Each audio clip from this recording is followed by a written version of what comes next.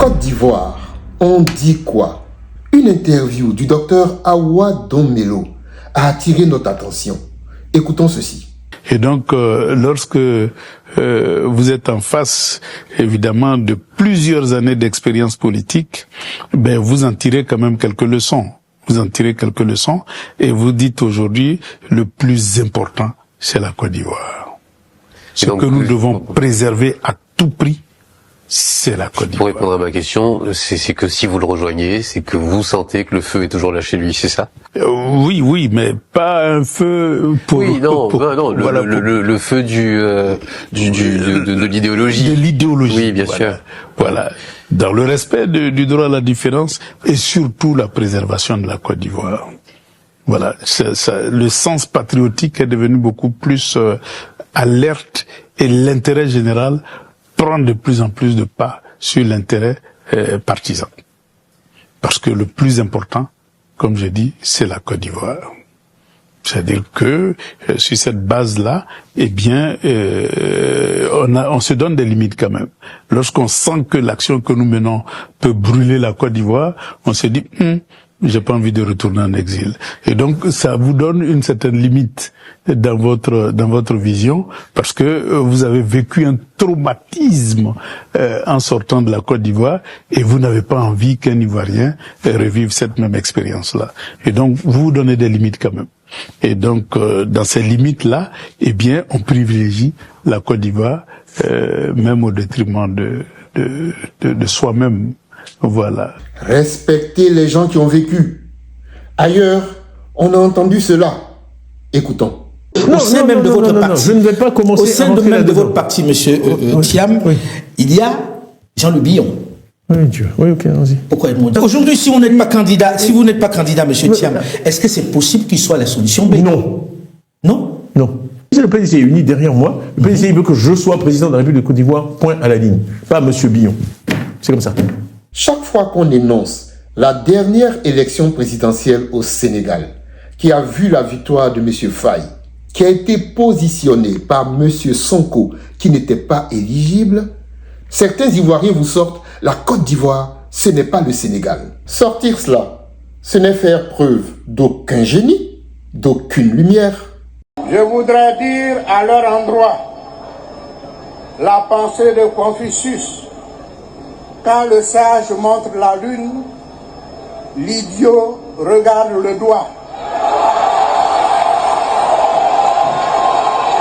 S'inspirer d'un modèle qui a donné de bons résultats ou faire du benchmark, c'est preuve de méthode.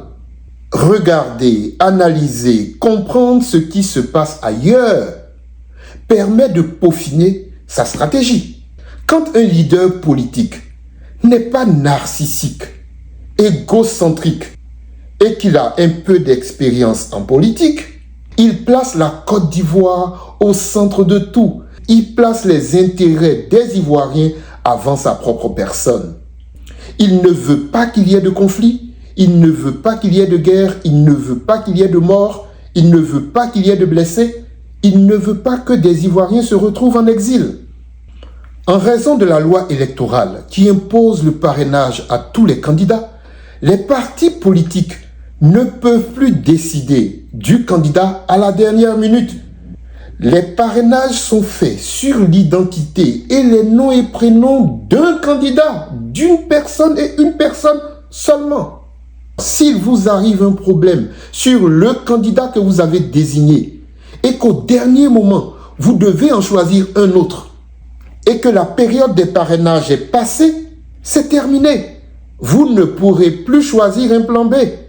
Vous ne pourrez pas transférer les parrainages du plan A au plan B au sein du parti politique. Ce n'est pas possible. C'est perdu. L'élection est perdue. Votre parti ne sera pas présent à l'élection présidentielle. Quelle tragédie!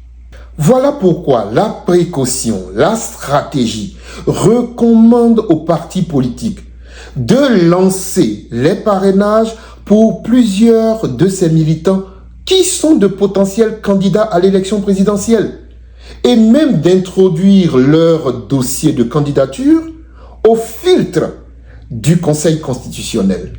Et c'est seulement après la proclamation de la liste définitive des candidats par le Conseil constitutionnel que le parti politique pourra désigner le candidat qui va représenter ses couleurs, son programme, son projet de société à l'élection présidentielle. Quand on analyse de près donc le cas sénégalais, le PASTEF avait introduit plusieurs candidatures pour les parrainages déjà. Ils l'ont fait bien avant. Parmi ces personnes qui ont sollicité les parrainages, il y avait M. Faye, M. Sonko et plusieurs autres membres du PASTEF. Toutes ces personnes ont déposé leur dossier de candidature. Et c'est seulement à la proclamation de la liste des candidats retenus, alors que M. Sonko avait été recalé parce qu'il n'est éligible, que M. Sonko et ses camarades ont choisi M. Faye pour les représenter à l'élection présidentielle. Élection d'ailleurs qu'il a remportée dès le premier tour. Ce n'est donc pas quand il a été libéré de prison à 10 jours de l'élection qu'il a choisi le plan B. Le plan B était déjà conçu plusieurs mois avant l'élection. Parrainez donc tous vos candidats potentiels. Et c'est seulement quand le Conseil constitutionnel aura affiché la liste définitive des candidats que les partis politiques pourront désigner leurs champions.